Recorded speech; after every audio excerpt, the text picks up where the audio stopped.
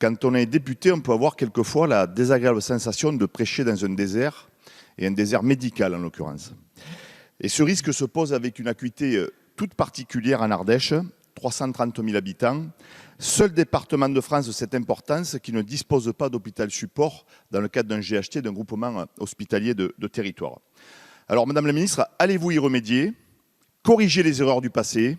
Par ma voix, les Ardéchois vous le demandent, pour renforcer le plateau technique et l'attractivité de notre hôpital à Aubenas, sachant que nous n'attendons pas tout de l'État et que nous ne restons pas les bras croisés. La reconstruction totale des urgences en cours et la future maison des internes adossée à notre centre hospitalier sont là pour en témoigner, comme les nombreuses initiatives du collectif des médecins de l'Ardèche méridionale, à qui je rends hommage ici aujourd'hui à l'Assemblée nationale. Mais une autre question est sur toutes les lèvres des habitants de Saint-Cyr-Montagne, de Burzet, de Valgorge, de Saint-Étienne-de-Fontbellon et d'ailleurs. Combien de temps notre système de santé pourra-t-il tenir sans réguler l'installation de médecins? Et je parle de médecins généralistes et des médecins spécialistes. Réguler au moins temporairement le temps d'attendre l'effet escompté de la suppression du numerus clausus, 10 ans, car comme pour un bon vin, c'est le temps qu'il faut pour faire un médecin. Merci, Monsieur le Président, Monsieur le Ministre de la Santé. Après le scandale d'état des masques, voici venir celui de la prime aux soignants.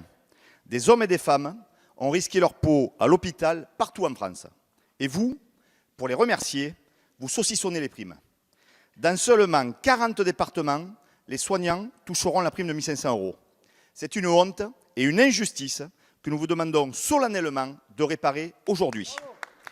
La prime Covid doit être donnée à tous les personnels hospitaliers de France, sans exception. Comment, à titre d'exemple, un territoire comme l'Ardèche peut être oublié, avec 3 hôpitaux, dont celui d'Aubenas fortement mobilisé, alors que le département voisin de la Drôme est éligible? Ce sentiment d'injustice gagne aussi tous ceux et celles envoyés au front au début de l'épidémie, souvent sans protection, dans les EHPAD, le monde du handicap et les services à domicile. Monsieur le ministre, les Français ne veulent pas simplement les applaudir ou leur donner une médaille. Ils vous demandent de faire mieux pour leur armée de la santé, de la dépendance et du handicap. Aussi, comptez-vous revaloriser demain ces métiers d'humanité au quotidien et répondre aujourd'hui à notre demande de justice et d'équité sur la prime aux soignants? Merci Madame la Présidente, Monsieur le Ministre, Monsieur le rapporteur, chers collègues. Aidez-nous, sinon on va tous crever. C'est en ces termes, Monsieur le Ministre, que je vous interpellais le 15 avril dernier en commission des finances. Messieurs les ministres, aidez-nous, sinon on va tous crever. Nous avons bien compris. Mais depuis le début de la crise, mes chers collègues, nous savons que reporter, c'est juste reculer pour mieux couler. Car faute d'anticipation, faute de masques, faute de tests et de places de réanimation suffisantes, vous avez plongé l'économie dans une forme de léthargie pendant plusieurs mois. Vous le savez, nous militons pour une année blanche fiscale et sociale pour nos TPE et nos PME, et nous pourrions aller plus loin. Ça a été dit en utilisant le levier de la TVA 5,5 pour les bars et les restaurants durement touchés, proposition qui vient d'être brillamment défendue par nos collègues à l'instant, malheureusement sans succès, et une TVA réduite également sur l'ensemble des travaux de construction et de rénovation pour relancer le BTP, secteur qui, comme nous, demande un plan massif de rénovation énergétique des bâtiments, conciliant ainsi économie et écologie. Merci Monsieur le Président, Monsieur le Ministre, chers collègues. Il me revient le plaisir et le privilège de défendre le premier d'une longue série de 41 000 amendements sur ce texte. Et je voudrais vous dire en préambule que personne par définition n'est contre une réforme des retraites, à condition qu'elle soit juste et à condition qu'elle soit financée. Parce que vous le savez très bien, il ne peut y avoir de justice sociale sans équilibre budgétaire.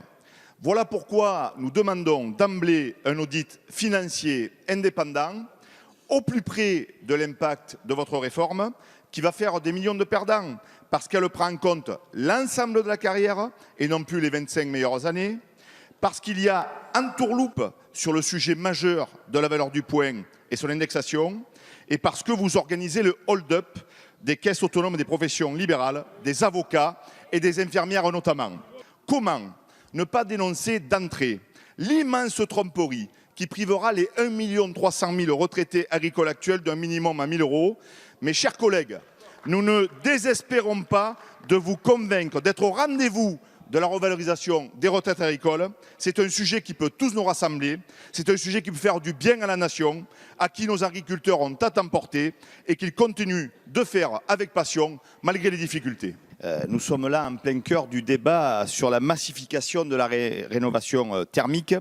C'est l'occasion de rappeler pour nous tous que le bâtiment est la première source d'émissions de CO2 dans notre pays. C'est un enjeu qui dépasse largement notre pays, d'ailleurs, qui est un enjeu planétaire, un enjeu climatique.